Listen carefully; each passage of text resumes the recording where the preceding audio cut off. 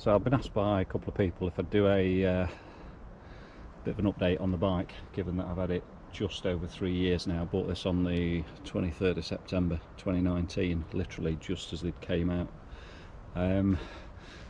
What have I changed on the bike? Not an awful lot really.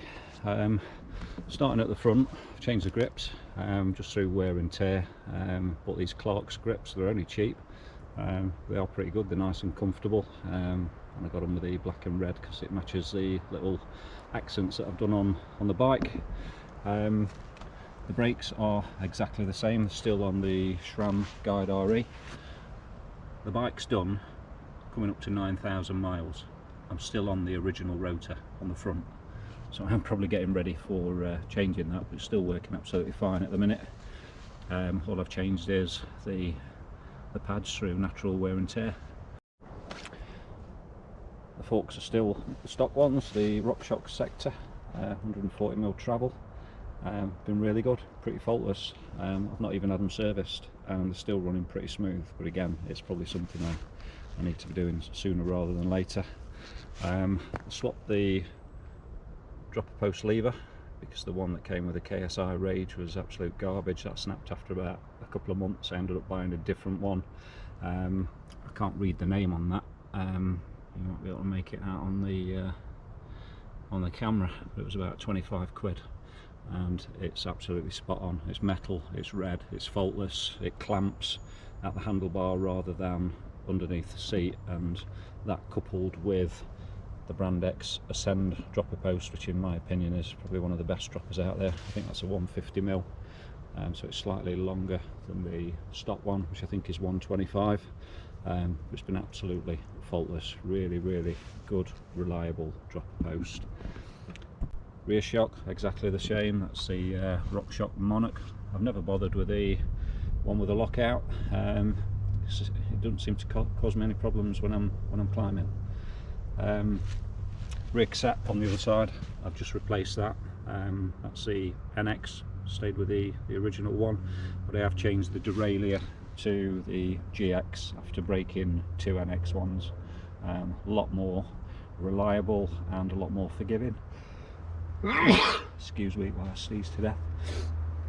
Just changed the rear rotor and rear pads, gone for the Galfer rear rotor, and got the green pads in there at the moment that Gaz kindly gave me. Pretty good, but as I've said in many videos, I am still struggling with squealing now and then, so I think it's possibly the caliper rather than the brakes that I'm using. I've stuck with the 160 on the back purely because there's been some frames that have snapped where they've gone to a 203, but for me the 160 has got perfectly adequate stopping power. I've still got the 180 on the front, but I'm ready for changing that, and I will go to a 203 I think. Tyres, again, just through wear and tear with the mileage that I've done. When the WTB Vigilante and the Trail Boss ran out, I swapped to what everybody else seemed to be changing to, which is the Magic Mary up the front and Hans Dampf.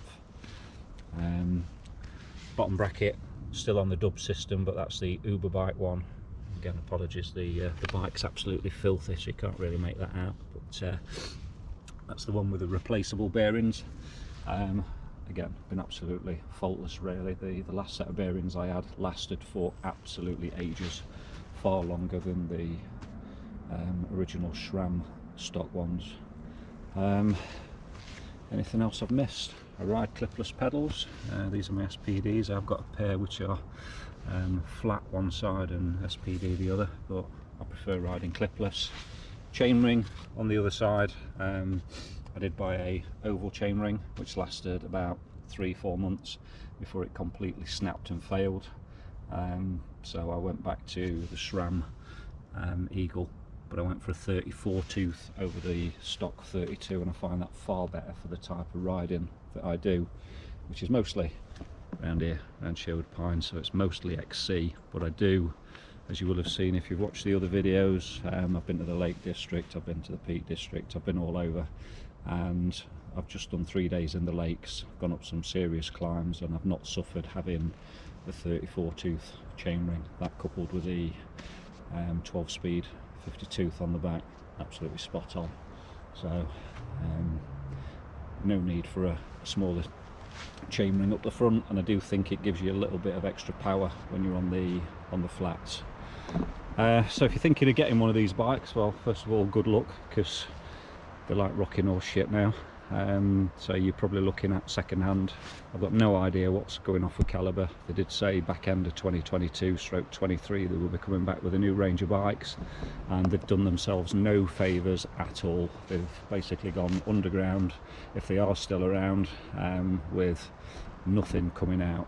People in Go Outdoors are still saying they're still alive and well and will be coming back, but for me, if I were running that business with the following that they've got of Calibre bikes, particularly this bike and the Boss Nut, I'd have put something out there before now to say, yeah, we're still alive and well, bear with us. So nothing, so we'll see. So if you're looking at getting one of these second hand, but they are absolutely mint bikes for the money. I paid, I think, just short of 1,300 quid for this one when it came out, and it's been absolutely mint. Yes, I've had problems, forgot to mention as well, with the rear wheel. Still got the WTB 20 STI 29 on the front, but I've changed, after breaking 2 of the same rear wheels where the spokes were cracking around the rims.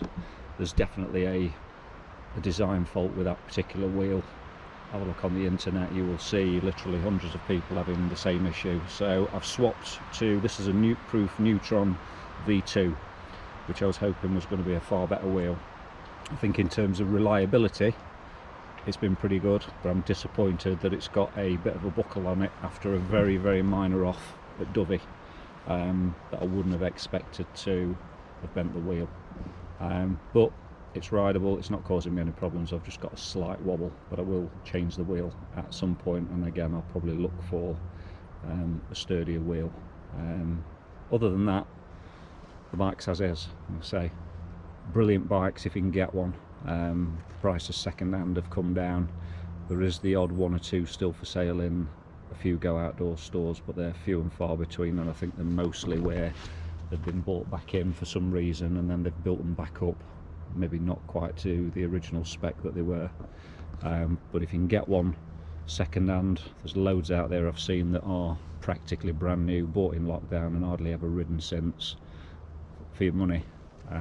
They're amazing bikes. So yeah, 3 years on, still absolutely chuffed to bits with the bike. I will look at swapping it at some point, but not yet. No idea what the dream bike at the minute is. An Atherton's bike, but that's all it is. A bit of a dream at the minute. So unless I get a shitload of subscribers and start making a load of money from YouTube, which I'm not, we'll have to see. But for the time being, this bike's still going strong, and it is way more capable than I am, and probably always will be. So yeah, great bikes. If you're looking for a decent entry level mountain bike, you'll not find much better than this probably for the money. Cheers.